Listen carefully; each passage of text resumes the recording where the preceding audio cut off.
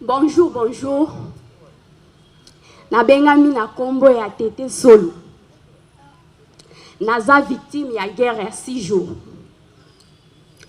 Ezalaki le 5 juin 2000, na 10 heures. Nazalaki encore na 9 ans. Nazalaki na 3e primaire. Tombe kwe place tozalaki na se ya mbeto pou. Panzi makolo nanga. Nazalaki nini pona mérité azeboye. Lelo vinanga e bébé kasi innocente. Ce sont des cris de douleur atroces, cris d'espoir, de terreur et des pensées suicidaires ressentis à travers des témoignages poignants des victimes d'une ville où des milliers de Congolais ont été massacrés en 2000 lors de la guerre des 6 jours entre deux armées qui ont choisi Kisangani comme champ de bataille dans le but d'assouvir leurs appétits criminels. Devant la première ministre, chef du gouvernement, représentante personnelle du chef de l'État à cette manifestation commémorative du Génocide congolais, les victimes, dont la plupart ont l'âme déchiquetée par des souvenirs macabres, espèrent retrouver la paix intérieure et remplacer la corbeille des douleurs toujours pleine par celle de l'amour resté longtemps vide. Les traumatismes sont grands. Maman, nazo souffrir.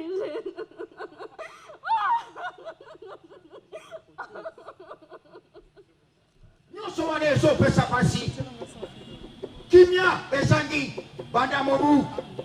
Koto yoko. Na kama libwa, na tukulibwa na libwa. Ne banderia makambo ba mama batata bandiku. Ne matata e bandi.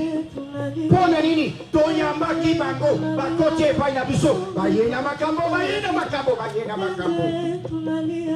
soko totali ya Ituri kalasi ya bana ekufi soko totali kaka na Ituri wana iya ce qu'on appelle le massacre kalasi ya malokaki l'hôpital bapepu sibioko pona nini pona diama pona o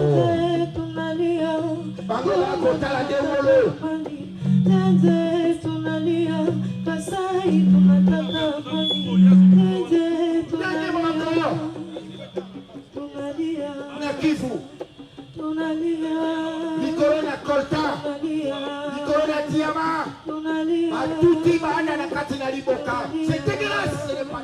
Cette douloureuse commémoration rappelle également à l'opinion nationale et internationale que pendant près de 3 décennies, la République démocratique du Congo a été le théâtre des conflits armés orchestrés par certains États et puissances internationales dans le but d'affaiblir l'autorité de l'État et de promouvoir l'exploitation illégale des ressources naturelles par un blanchiment des minerais des sangs via des plateformes de contrebande. Ces atrocités ne doivent plus être reléguées aux pages sombres de notre histoire.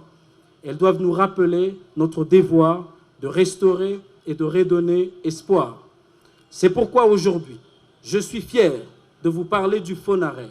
Dans son mot de circonstance, Madame la Première ministre a, au nom du chef de l'État Félix-Antoine Tshisekedi Tshilombo, rendu hommage aux victimes et survivants de cette intolérance humaine et a par la même occasion condamné le silence de la communauté internationale face à l'horreur des crimes perpétrés sur des paisibles citoyens.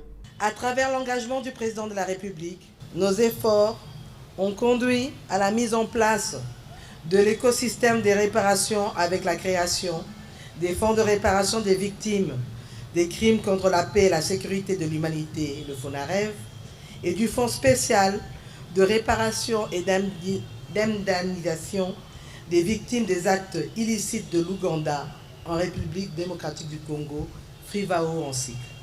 La journée du 2 août se veut aussi un moment de réflexion et d'engagement. Elle incite la communauté internationale à soutenir la RDC dans ses efforts de résilience pour la paix, la justice et le développement. Une visite d'un village reconstitué a clôturé la manifestation de ce jour dans la ville martyre de Kisangani. Ce village retrace en images poignantes les atrocités dans différentes provinces de la RDC.